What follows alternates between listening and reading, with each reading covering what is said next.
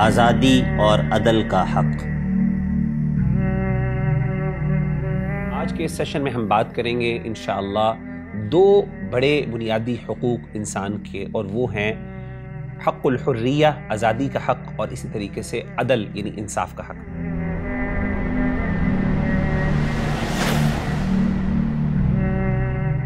بسم اللہ الرحمن الرحیم، الحمدللہ والصلاة والسلام علی رسول اللہ وبعد۔ آئیے ہم سب سے پہلے آزادی کے حق کے حوالے سے بات کرتے ہیں، اور اس حوالے سے ہم چار چیزوں کے بارے میں بات کریں گے۔ وہ چار چیزیں جن کے ذریعے اسلام نے آزادی کا جو حق ہے وہ انسان کو فراہم کیا۔ بلکہ اس سے پہلے ہم بات کریں گے کہ حریت کا مفہوم کیا ہے، یعنی آزادی کا اصل مفہوم اسلام کی نظر میں کیا۔ تو آسان الفاظ میں آزادی کا مفہوم اسلام کی نظر میں یہ ہے کہ ایک بندے کے پاس اپنی جان کے حوالے سے اور اس طریقے سے اپنے مال کے حوالے سے آزادی ہو، یعنی وہ اس کے بارے میں جو بھی تصرف کر سکے، جو بھی وہ ڈیسیجن لینا چاہے، جو بھی وہ معاملہ کرنا چاہے وہ کر سکتا ہے، بشرطے کہ یعنی اس شرط کے ساتھ کہ وہ شریعت کی حدود کے اندر ہو۔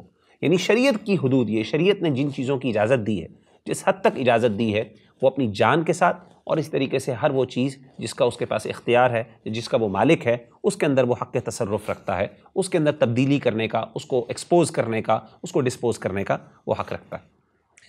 تو اب آئیے کہ شریعت نے کس طریقے سے آزادی، چاہے اس کا تعلق انسان کی ذات کے ساتھ ہو یا انسان کے مال کے ساتھ ہو، اس کو کس طریقے سے شریعت نے لاگو کیا، یہ وہ حق کس طریقے سے فراہم کیا۔ وہ چار چیزیں، چار ذریعوں سے۔ سب سے پہلا ذریعہ، پہلی چیز، شریعت نے اس بات کی بہت زیادہ تلقین کی ہے کہ غلاموں کو آزاد کیا جائے۔ مطلب یہ ہے کہ شریعت چاہتی ہے کہ لوگ آزاد ہوں، لوگ غلام نہ رہیں۔ جیسے کہ سورۃ البلد میں بھی اللہ تعالیٰ نے فرمایا فَكُّ رَقَبَةٍ، یعنی گردنوں کو آزاد کیا جائے، غلاموں کو آزاد کیا جائے۔ تو کثرت سے شریعت نے تلقین کی مختلف احکامات کے ذریعے کہ انسان آزاد رہیں اور انسان جو ہے وہ غلام نہ رہیں۔ دوسری چیز، شریعت نے اس بات سے بھی منع کیا کہ کوئی بندہ کسی کو جبراً دین اسلام قبول فرمائے۔ جیسا کہ قرآن مجید میں اللہ فرماتے ہیں لا اکراہ فی الدین، دین میں کوئی جبر نہیں۔ یعنی کیا مطلب ہے کہ دین کو قبول کرنے میں ایک انسان کے پاس اختیار ہے، وہ چاہے تو اس کو قبول کر لے، چاہے تو اس کو چھوڑ دے۔ ہاں، لیکن جب اس کو قبول کر لیا، اب شریعت نے ایک دائرہ کار دے دیا، آپ کو ایک پیرامیٹر دے دیا، اس کے اندر اب آپ کے پاس پھر بھی آزادی ہے، آپ اس کے اندر اختیار کر سکتے ہیں۔ مثال کے طور پہ ایک بندے نے شادی کرنی ہے تو شریعت نے بتا دی یہ گائیڈ لائنس ہیں، اس کے ذریعے آپ اپنے اختیار سے شادی کر سکتے ہیں۔ اب آتے ہیں تیسری چیز، حریت التفکیر والابداع۔ تیسری چیز شریعت نے جس کے ذریعے ہمیں حق دیا آزادی کا، وہ یہ ہے کہ شریعت نے اس بات کی اجازت دی کہ ہم خیر کے معاملات کے اندر خوب غور و فکر کریں اور اس کے اندر انوویشنز لے کے آئیں، جدت لے کے آئیں، ایسی چیزوں کی ایجادات کریں جن کے ذریعے انسان کو فائدہ ہو سکتا ہے، اور اس طریقے سے غور و فکر بھی کریں کائنات کے اندر۔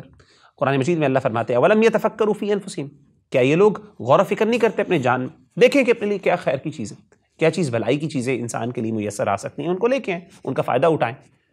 تو انسان سائنس یا اسی طریقے سے دوسری چیزوں کے ذریعے اگر اس کو کوئی بھلائی اور خیر ملتی ہے تو اس کو چاہیے کہ وہ اس سے حاصل کرے۔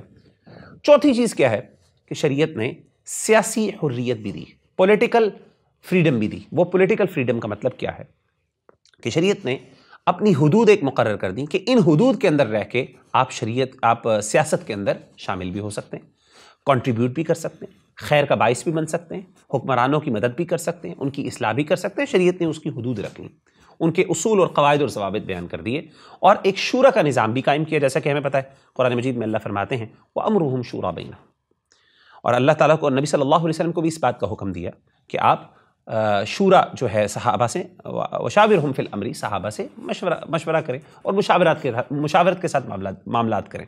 تو اس سے پتہ چلا شریعت آزادی دیتی ہے کہ ایک بندہ مشورہ دے سکے، کنٹریبیوٹ کر سکے خیر کے اندر، سیاسی طور پہ کوئی خیر کا باعث بن سکے۔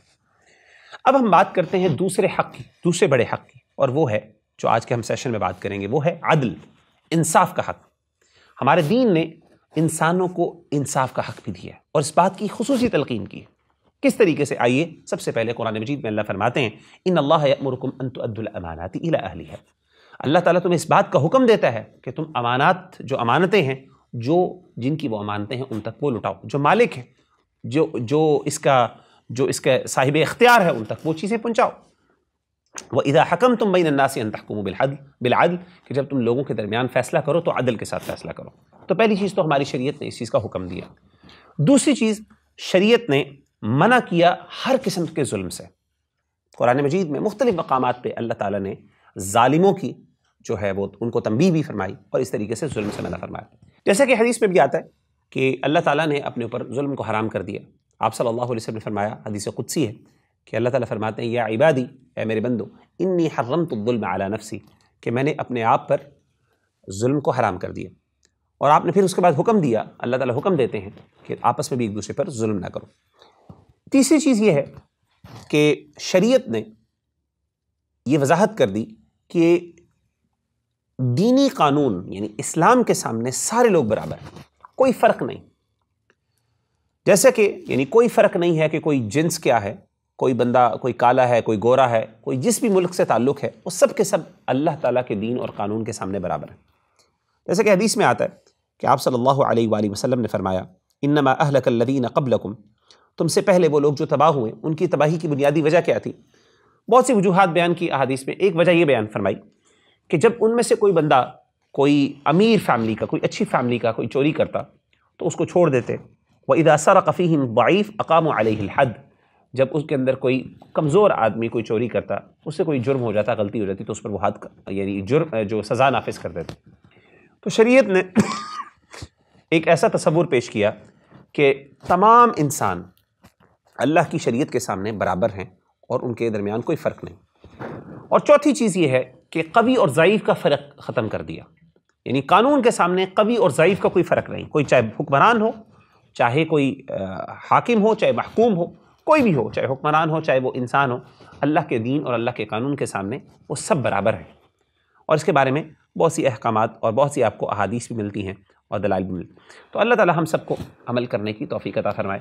السلام علیکم ورحمۃ اللہ وبرکاتہ.